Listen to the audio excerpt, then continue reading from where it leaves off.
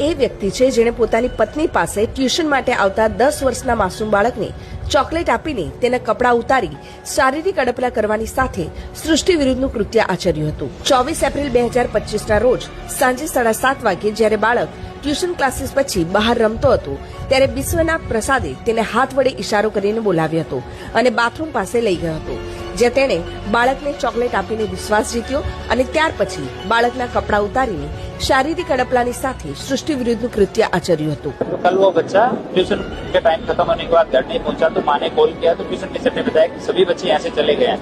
तो माँ ट्यूशन वाली जगह पे उनके घर में ढूंढने के लिए गई तो किचन के बगल में जो वॉशिंग एरिया होता है वहाँ थोड़ा अंधेरा था। वहाँ ट्यूशन टीचर है उसका पति विश्वनाथ प्रसाद करके 55 साल के आसपास उम्र है, वो उसके साथ में वहाँ पे उस बच्चे के कपड़े उतार रहे थे, दुष्कर्म कर रहा था। वो माँ ने देखा तो तुरंत उसने शोर मचाया तो बाकी ट्यूशन टीचर और उसके बच्चे दूसरे रूम में थे, वो भाग गए। वहाँ से बच्चे को रेस्क्यू किया, पुलिस को इन्फॉर्म किया, बच्चे का मेडिकल करवाया गया है। બાળકે માતા પિતાને સમગ્ર ઘટના જણાવતા પરિવારજનો તેને લઈને પાંડેસરા પોલીસ મથકે પહોંચ્યા હતા અને વિશ્વનાથ પ્રસાદ વિરુદ્ધ ગુનાની ફરિયાદ નોંધાવી છે। ફરિયાદના આધારે પાંડેસરા પોલીસ મથકે શિક્ષિકાના પતિ વિરુદ્ધ સૃષ્ટિ વિરુદ્ધના કૃત્ય તેમજ પોક્સો એક્ટ હેઠળ ગુનો